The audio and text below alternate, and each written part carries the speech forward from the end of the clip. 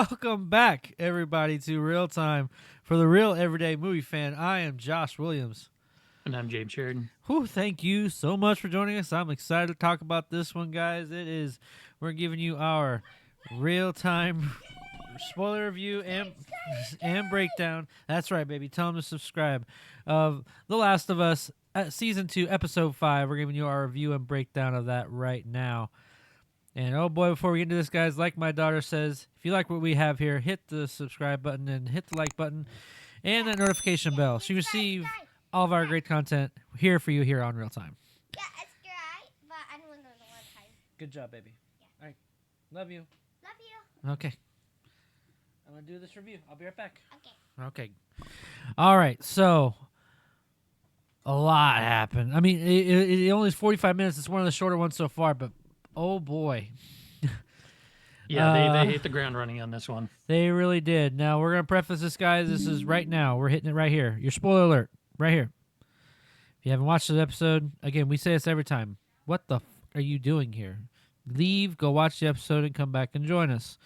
Join the conversation. Well, the episode's more entertaining than we are anyway. Oh, hey, we can be somewhat entertaining. But that's your spoiler. And if you can tell, I chose this ambiance for a reason. I think everyone who's seen the episode knows why, because it's such an awesome scene. But we'll go into that. Let's jump right into this, James, because I'm actually not. We're gonna start off right off the bat. There was one thing that we always thought wasn't gonna be in the shows because it was a game mechanic. The spores are here, and that is awesome. So awesome. Yeah, well, I mean, to be fair, the creators had said that they had intentionally left it out previously to this because, one, it was a game mechanic. Two, the game mechanic requires that you be in a gas mask, and for whatever reason, Hollywood hates putting people in masks. Yeah, for some reason. I'm looking at you, Spider-Man. No hurt feelings over that, but anyway. So they intentionally left it out.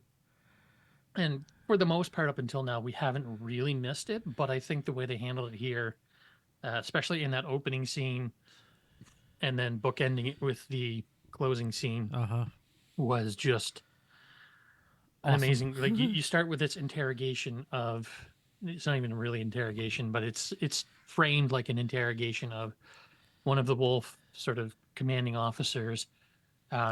Whereas a superior officer comes in and kind of asks her, what happened? Why did you kill all these people? And you find out that it's because she sent soldiers down to investigate the floor, the sub-basement of the place, because they're trying to clear it out.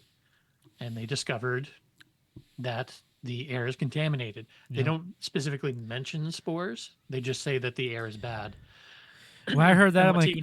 When I heard that, I was like, oh, are they really going to do it? I was like, oh, boy. And what's even worse is that this woman has sent her son down to do this, and it kind of illustrates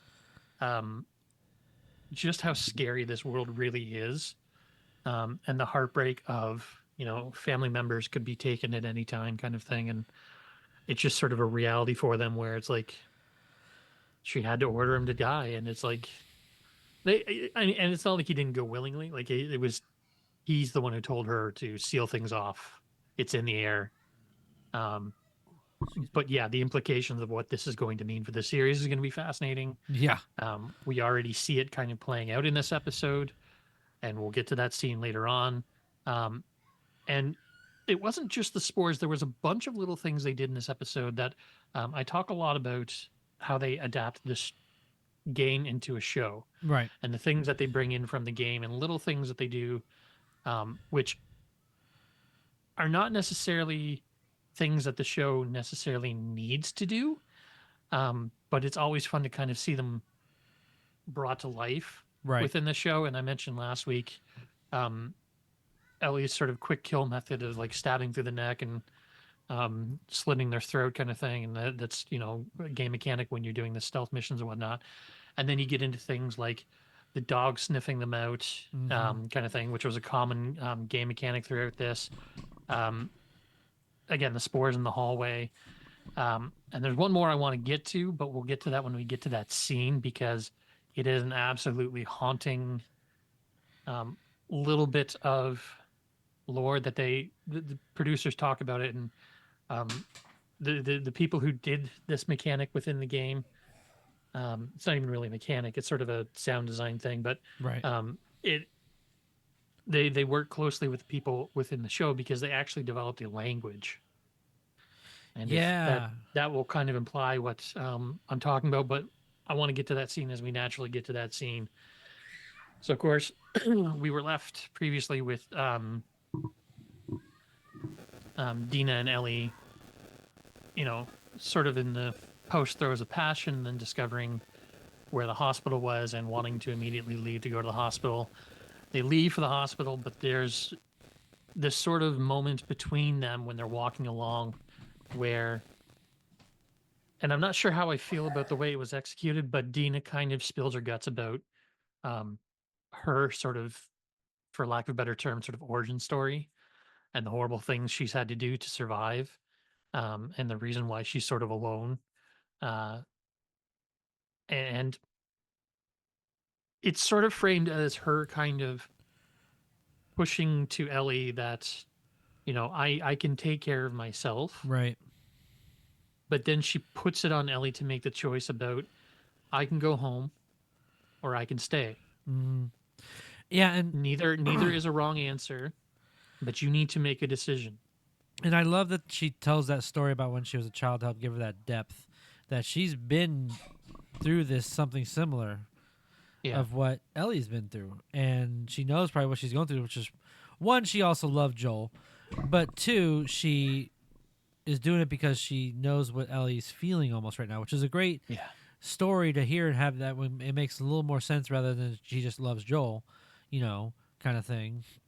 So I love that scene as well. Like that whole backstory is awesome. But before that, though, that what I really love was a big contrast to this episode before, is where Ellie finds the stage full of equipment. And if you remember, like at the guitar place, like they knew they were going to find Abby, but they had no concrete evidence of where someone might be. Mhm. It wasn't until the end of that episode that it was real. Like they found someone to help Yeah. them find Abby. I loved the juxtaposition of that, her enjoying the moment with the guitar at the music store, to where she tries to pick this one here up on stage. It just reminds her so much of Joel, and that she's now closer to her goal. Like you can see, like it's almost like it's not ruined for her, but she's like that reality of, like Well, in the game, that moment's even more important because it leads into something else. They didn't do that in this episode, and I kind of see why.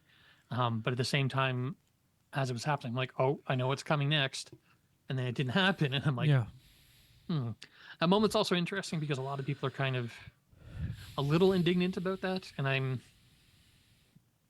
I don't really have a problem with it. But the song that she sings right. is a Pearl Jam song that came out in 2013. When in Oh. this world, the world ended in 2003. I guess So that's that song fair. shouldn't exist in their Yeah, world. yeah, it's true. A lot of people kind of took issue with that. I'm like, I don't really care because it's more about the message of the song than like it could have just been something.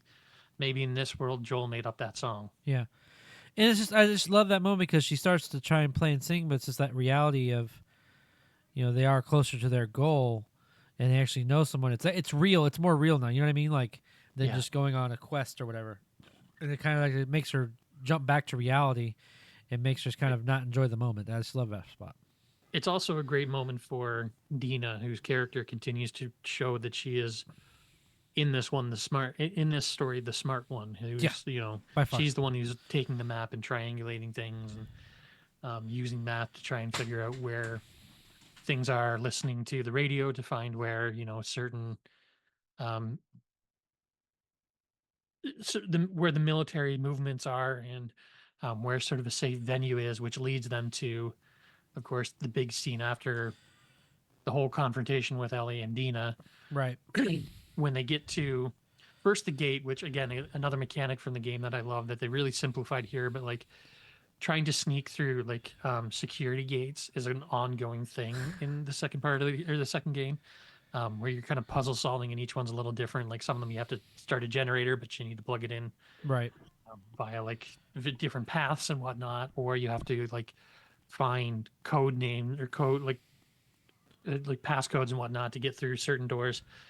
This one they just very much simplified, but again, I love that they include those aesthetics from the game, which leads us into the warehouse where it's supposed to be safe. They assume that it's safe because if there were walkers, they would have been attracted to all the noise. But we very quickly find out that these are not. I said walkers, the wrong show, but It's okay. where the infected are supposed to be, or aren't supposed to be, but we find out that it's the stalker type of infected, which The smart ones. almost nearly killed Ellie on her own. And they assume that they can make it past them. And my God, the tension in that sequence when they realized that there were so many of them in that room.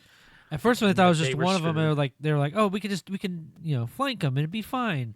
Yeah. And then they look up and there's like multiple surrounding them, and you're like, "Oh no!" Like, Yeah, and this isn't going to be as simple as shooting our way out of this sequence because, again, these are apparently smart, infected, and it's like, how do we get through this? So Ellie kind of tries to sacrifice herself to be sort of bait for them, while Dina runs to this cage, but they immediately swarm the cage and are like basically tearing the cage apart when like a goddamn cowboy, fucking goddamn superhero out of nowhere. You hear two shots, and our boy Jesse shows up out of nowhere to save the day. And that man is not happy. no, not at all. He is He actually very looks angry. super pissed. And what's worse is I don't think he knows what's going on yet. Not at all. Not a clue. Of course, we know that Dina's pregnant, but they haven't had a chance to have that conversation. Jesse yet. doesn't know. Yeah. Jesse doesn't know. And he reveals that him and Tommy have come out to find them, but they split up and they haven't been able to reunite again. Jesse managed to find where they were hiding at the theater, found the map, and found the path that they'd kind of set for themselves. So he came running to there and saved the day. Typical boy, is he man. not happy with Ellie. Just kidding. And Just I don't kidding. blame him. And of course, in the game, one of the big differences here is that Tommy had already left. Like they changed the timeline of events after Joel's death. Tommy left almost immediately to go try and find Abby so that Ellie doesn't have to go. Whereas in this, we have that 3-month sort of grace period where Ellie's still in hospital and whatnot, and they kind of give her time to think. Right. And of course, both Jesse and Tommy have, very important responsibilities within the community and can't just take off and leave. They do once they realize that Ellie's gone because Ellie's kind of stupid sometimes and gets herself into trouble. Mm-hmm. And that, again, the frustration with Jesse is very understandable. And that leads to one of my favorite scenes in this episode, which was an extended piece of action within the show, within the game, which I'm very grateful that they put in. Is in order the wolves immediately find them as they're escaping the warehouse and start to chase them into a local park. And at first, Funny and I'll be enough. honest, when they when they said, "Oh, we don't go in the park," I'm like, "Uh oh." At first, I thought it was the infected, but I thought about it, I'm like, "Wait, it Well, might be that was the-" their assumption too, was that it was the infected. But very quickly, you find out that it's not the infected, and we see that the previously sort of ambiguous group of the Scars, or the Seraphites, as they call themselves, are proven to be an actual, very real threat. They're very when well our- communicative. They know. Well, even before that, the three main characters kind of sneak up on sort of a ritual going on where they're hanging a wolf, but they're not hanging him to hang him. They're not doing any of this to torture him. They're doing it to disembowel him That was insane. and to set him free. And I think just by that single action, it really puts into focus just how dangerous these people are. Like when we're first introduced to them, they seem sort of peaceful, and maybe they're just sort of like they carry hammers and whatnot, but maybe that's just for defense against Yeah.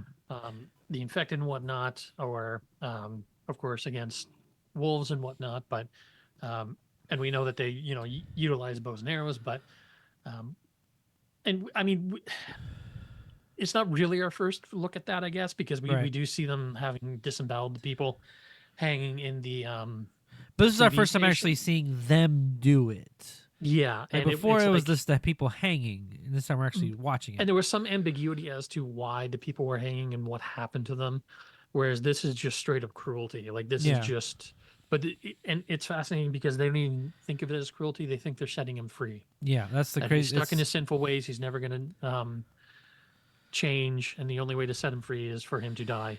And And that's it's a just very interesting psychological way of exploring that. And I think we'll get more of as we go on. Is they're Yeah. thinking they're doing the right thing, which is insanity. well, even on that's its everybody. face. Everybody thinks they're the hero of their own Yeah, story. a hero and of their it's own the same story. with Exactly. Isaac is, he thinks he's doing the right thing. And that's kind of the moral of the show, or not the moral, but kind of one of the messages of the show is like just how far these people will go. And we'll see how far some people will go Yeah. in this, maybe not this season, but next season, definitely. Because it's, without getting into the weeds, it gets dark. Hear me when I say and- this. Anybody listening, if you haven't seen the show or watched or played the game, and you're just watching this, just for the show's sake, shit's gonna get real, real quick. And whoo. But anyway, and by the end of it, there's really no heroes. There's really no sort of, it's not as clear cut as heroes and villains. It's just people Yeah. doing things that people do, and it's like this world kind of pushes them to these extremes, and it's like that's what the entire story of yeah. this season is And about. that's- It's just the events that will push you to those extremes. And not to get off on a sidetrack, but that's one of the reasons I loved Walking Dead as it went on, is you realize that Rick's group, they were doing things that were like really morally questionable, and you realize that everyone's just doing stuff what they think is right to survive and what they think is Yeah. right or in their own minds. But no, the reason I love, so when scenes like this happen, there's one big key thing as far as post production that I always feel like is key, which is like when you do a horrific scene like this, the sound effects need to be so like voluminous that you need to feel it, and that's what I loved. Like in a weird, twisted way, I loved it for the fact that you like when he guts him, like you hear and feel that almost to the point, like especially when they're ringing him up. You're like, like I remember when I watched him, like like I'm just like, oh. See, I was like this the entire time. I was like, oh my god! I was like, holy crap! But stuff like this that's great post production right there, to a T. Speaking of great post production, immediately leads into the whistling. Yeah, Which, again, if you played the game, that is such a haunting and frightening thing because it's not people yelling at each other. You realize that not only do these people communicate by whistle, but they communicate very effectively yeah, via whistle, and that there's an entire language built for them. And like I said earlier, the team, when they made the game, developed this language and developed a way of speaking. And the show takes a few liberties with that for the effectiveness of certain whistles versus what those whistles actually mean, but they still utilized a lot of the same assets and whatnot, but yeah. it kind of showed them how to like basically how to build that language for themselves and the meaning behind everything. And again, just trying to traverse those wooded areas in the game by yourself and trying to get around these guys with stealth as they're hunting you and whistling at you is just, and to the same extent, like there's entire sequences where you're trying to escape the wolves, and again they've got dogs sniffing you out, Yeah. and like the dog can follow a path, and you have to either break that path by breaking their concentration or somehow kill that dog, which is utterly horrible in the game. Yeah. There's never like, I never don't feel bad when it happens, which kind of says something about me that, and I know this is kind of the point of the game, is that I don't feel that way about some of the, actually that's not true. I kind of started to feel that way about some of the humans, especially when you'd get them into like a headlock and whatnot and like kind of lead them away so they're not in view of somebody else and they're kind of begging, and then you cut their throat and you hear them just and it's like the game doesn't allow you not to do it, but it's like, oh, this is just awful. Right. And yeah, again, I'm not really talking much about plot here. It's just sort of like I love the adaptation of the game Oh to yeah, for sure. No, the story here and including these things. well, here's. Go ahead. Sorry. I mean, that's basically it. Like really, there's just one more big scene to like. They And of this course is escape this situation. Dina gets shot with the arrow, and they send Jesse and her away. Where Ellie sort of actually, this was a really good point too. Um, Ellie's again playing decoy for them to try and chase them away. She chased them, like get them to chase her rather than Jesse and right. Dina when Dina's been injured. And Ellie hides so deep in that goddamn tree that like I couldn't see her, and I'm looking for her.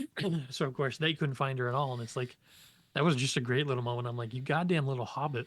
And this is the point here where I really again character wise makes sense, but it goes back to because they were talking about how reckless they're going to be, and Ellie takes that to heart. She's going in there, no backup, no nobody, just by herself. Yeah. And of course, weaves her way through the dogs and all that stuff. But it's that because it's that drive. She's so fueled by emotional hate that she's going into these things blindly, knowing that she could possibly die. You know what I mean? Like it's that thing. And that's why I love that Dina's been with her up until this point, because Yeah. Ellie doesn't think, she acts, Yep. which can be useful in situations, but time and again has gotten her into very deep trouble. And most of the time, she had someone kind of watching her or stopping her, like Joel. Now she doesn't have that leash anymore. She's not listening to anybody except for Dina. And Dina's the only one with a plan. Yep. So again, I'm very grateful that Dina's there, even though very clearly she's, Not there at that point. not just that, but like we have to remember that she's pregnant, and that makes her not a liability, but like she shouldn't be there. Yeah. She should be going home. And True. that means very bad things for Ellie, because she is the only one that can get through to Ellie at this point. And it's like, I don't know how you deal with sending her away and Ellie being on her own. Right. Even if you have someone like Jesse or Tommy with her, she's not going to listen to them. And at this point, Jesse's not really open to listening to Ellie either. So I'm very fearful about, I mean, I know what comes, but But so speaking vaguely, yeah. where they're leaving Ellie at this point is not a good place. No. Um, And which, that's speaking of not a good place, that leaves she us finally to gets to the hotel or to the hospital. Yep, and she just goes right in, confronts her. She's got to know there's guards there. But that's the thing. She just doesn't care.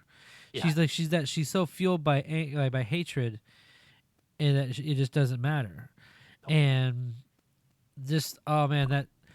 But what made me, because at first when she confronted her, she was talking like what's her name? I forgot the character's name. Nora? Nora. There we go. Thank you. Where she, because at first I thought she was maybe gonna go the route like hearing his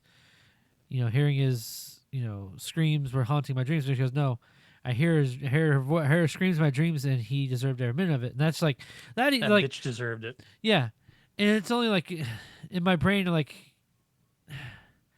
it's almost like she knew she was egging her on. You know what I mean? Yeah. Like I was like, why? I assume that she was trying to. There's the old adage that I could run faster scared than you can angry. Yeah. And it's the sort of Spider-Man method of pissing off your enemy, and then they do something stupid to create an opening for you to do something Yeah. to stop them. And Nora was using that anger to kind of fuel her Ellie's vengeance and whatnot, Right. and create an opening for her to try to escape, which she did. She threw the tray at her, and then ran out and immediately alerted the guards that someone was there, and they were start shooting at her. Where Nora fucks up is that she finds herself in a hallway that is very clearly sealed off. And very clearly, And this is where we come full circle on the opening scene. Yep. Which, again, brilliant writing, brilliant setup and payoff. I love a setup and payoff. Nora finds herself unable to get anywhere because both of the doors that lead somewhere are barricaded. The only option she has is an elevator shaft. Now, fortunately, the elevator's stationed at a point where like she could hop on it and then hop across to the other door and get out that way. She wasn't counting on the elevator not being locked in place properly. Yep. And of course, it falls down to basement level 2, where we finally get to see what the airbound virus or fungal infection looks like. Spores. And it looks So cool. so goddamn good. Okay, So close it to looks the game. so cool. It looks so close to the game. But was it just me, or is it? It looks so much like from Stranger Things. See, I was thinking Alien.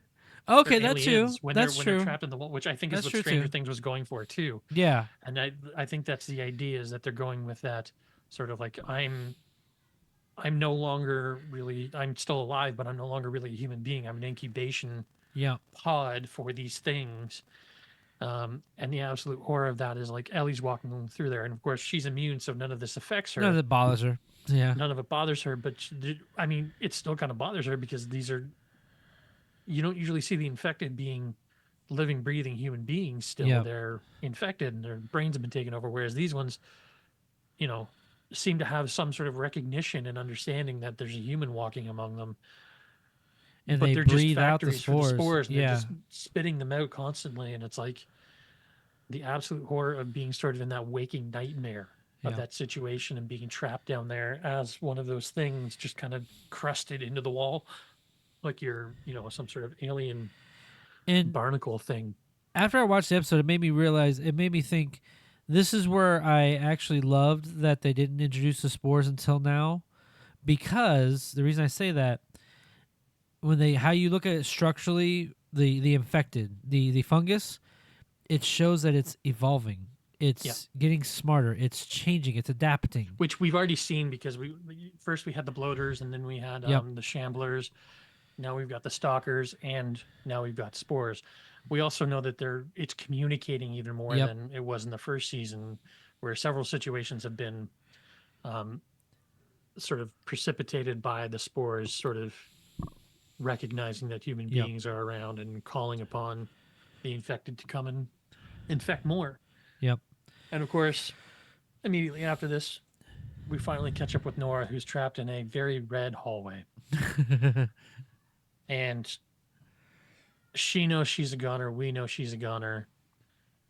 And she comes to the horrifying realization that Ellie is immune. She's the immune kid. She comes to that conclusion that, oh my God, you're the immune kid. You're the reason for all of this. And she basically just tells her point blank, which I don't think was in the game, that, Joel killed them all.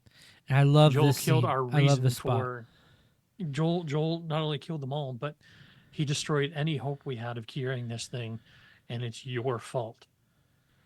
Because he did it for you. Well, I mean, he did it for himself, but he also did it for you. And it's like, Ellie's so focused on that moment that she doesn't, you can see that she's still sort of shaken by that. No, But she's so focused on the vengeance that it's one of those things that I guess she'll sort of like emotionally deal with later. And she's just immediately on, where's Abby? Yeah, but Where's no, Abby? And of course, Nora's not going to give her up. Nora doesn't want to give her up. no. And Ellie just creeps over to the corner, grabs the giant fucking lead pipe, Start beating the and then shit just out of her. proceeds to pummel Nora. Yeah, but if you remember, no, because how I took it, because when she said that to her, like, hey, you're the reason of this, and Joel did this. Joel shot Abby's dad right in the head. Because if I go back, but she said, she's like, I know. And that's when she started to like ask where Abby, because that to me goes back to that what we know is coming up, me and you, as far as when she says I know, then she starts asking where Abby is, and like kind of goes back to that blind aspect of it. And just starts But beating I her. feel, I don't know, maybe I read her performance wrong, but to me there was a slight hesitation in there where she's not come to terms with Joel's actions in that moment. And again, for reasons I can't get into, there's some unresolved Right. tension about that. But Not either going- way, she goes back to starting to just beat on her, and then we cut to which some people online were like, "Oh, it was just all a dream, and Joel is okay, and Ellie is fine." And I'm like, No, "Yes, all this right, is no, not that's not Dallas. that's not happening, guys. This is Joel's not dead. Dallas. Yep, this is dead. Joel's dead. This is a flashback, guys. Come on, catch up." And that's to me like that's what I'm curious to see how I think next week's episode is going to start. Is like they'll go through that scene, that flashback, and then we're going to cut right back. Let's not say too much. I'm not gonna say too much, but this is my prediction. This is a prediction. Yeah. Because I mean, we're in the weeds now, where it's not structurally storytelling wise going with the game. They're No. taking liberties here. So my prediction for the opening scene of next week's episode is that it's gonna be a great juxtaposition of like a very peaceful, loving moment, like moment between her and Joel. Like it's like a happy moment maybe. And then maybe they'll go into, I don't know. I think, to me, I honestly think it's going to be a happy, peaceful memory flashback. And it'll cut right back to, like, her still beating on Nora to get the answers. Well, the interesting part is when she returns to the... within the game, she goes back and she's herself very beaten and bruised. And there's a moment where Dina takes off her shirt and you could just see like the scars and the cuts and the damage done to her back. Because of course, there's an even greater period in between the game when they leave and when she comes back, because you have to traverse the map, so it's a lot more prolonged, and she's gone through a lot more punishment. But I would like to see that sort of moment where she comes back and you just see how battle worn she is, and just right. Anyway, Yeah. I feel like we're getting into spoiler territory. Well, it's not spoiler, but to me, for mine, I see. Yeah, that's good right there. I think we're not giving away too much there, but mine was more of a prediction because I feel like it'd be a great juxtaposition to show like a happy moment, and like. I definitely think that they're going to start on the famous flashback that's I've been teasing, but I don't want to talk about yet because I want people to enjoy it without. But I think they're going to cut that. Yeah, I think they're going to cut that up because I think they're going to show a scene because it's almost a given that how this episode ended. It's a happy scene. It's a very because she's smiley at Joel, all this good stuff. There are a few flashbacks that still need to happen that haven't happened yet, and will very much play into the events of the rest of the season and where I think the rest of the season is going to go. And I have a feeling that they're going to bookend with the happy flashback and the less happy flashback. Yeah, I agree. I agree. And the happy flashback will be sort of our breather in between, this awful couple of different scenes that we just went through with the stalkers, with the scars, with, trying to escape Wolf, trying to find and kill Nora, before we get to what I suspect is going to be the cliffhanger of the season, and it's going to be brutal. Right. It's going to be brutal, for sure. Again, just speculation on my part. Yep. I'm not saying what's happening, just... I mean, because I was completely wrong in my predictions. I thought Joel's death was going to be the season finale. I was way wrong. I mean, it's a good cliffhanger. There's reason that you thought that, and I don't discount why you thought that. Yeah. At the same time, that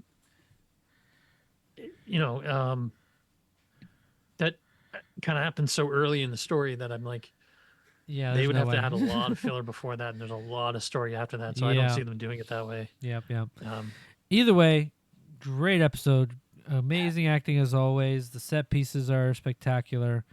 And can we just say, I'm not spoiling anything by any means, but jump in the comments, like, the second, like, when Jesse came to save them, like, I thought it was Tommy. You know what I'm saying? Like, okay, cool. I thought it was Tommy. Great. And when I saw Jesse show up, I'm like, oh, no. Jesse's so dead. I hope not. I hope not. But come on now, like, just maybe like, I don't know. It kind of deflated me a little bit too. It's like, oh, I was hoping it was Tommy. But anyway, either way, great show, great episode. I'm excited to see what next week brings. Any last minute thoughts before we get going out of here, James? I'm just so happy with the way they're adapting things. This episode was a little more. I don't want to say not plot driven, but it's like it felt like moving from sort of one set piece to another kind of thing. Which But felt like a game. It really felt like a game. And that's part of what I enjoyed so much about this is that a lot of it felt like it was pulled from the game, and this might be sort of like them kind of saying, "We remember the game, but things might be a little bit different from here on out." Yeah. Kind of thing. And it's like this was them sort of moving some action set pieces along and moving some characters into places where they need to be, and establishing certain things like the spores, which I have a feeling this is only the beginning for that stuff. Yep. Again, Same. not based on the game, simply because it was a well-established thing in the game at this point. Yeah. I mean, we can talk about it now because the spores have been introduced. Like, the spores were introduced, like, in the first game. Yeah. Like, they were introduced a long time ago, but I like the fact that they've held off on them now because it shows that progression and adaptation in evolution of this fungus, of this cordyceps, that they're learning, they're adapting, they're creating new things. It's definitely more of a development thing, and I don't want to say plot. Can I say character? Because they're not really characters, but like it's that same vein of character development kind of thing. Yeah, I'm no character. I mean, very character intrigued to see where development this is going. I'm glad that the scars have been revealed as the monsters that they can be. I look forward to seeing more of Wolf being absolutely terrible, because Wolf was kind of falling off a little bit in terms of our exposure to them after last week's episode. Right. But yeah, things are going to get hairy and things are going to get interesting, and I really look forward to seeing how they adapt some really important stuff that's coming along. Oh yeah, especially for Ellie. Oh boy, buckle your seatbelts, guys. Oh boy. All right, folks, that'll do us for today. Thank you so much for watching it with us. What did you think of episode 5 of The Last of Us for season 2? Leave your comments in the section below. Give us your positives, your negatives, and your predictions for next week's episode. Also, if you like what you watch and you enjoy our content here, please be sure to hit that like button and subscribe to the channel. Hit the notification bell to receive all of our great content right here on Real Time. Again, that's all we have for today. I am Josh Williams. And I'm James Sheridan. And thank you for keeping it real. With Real Time. Good night.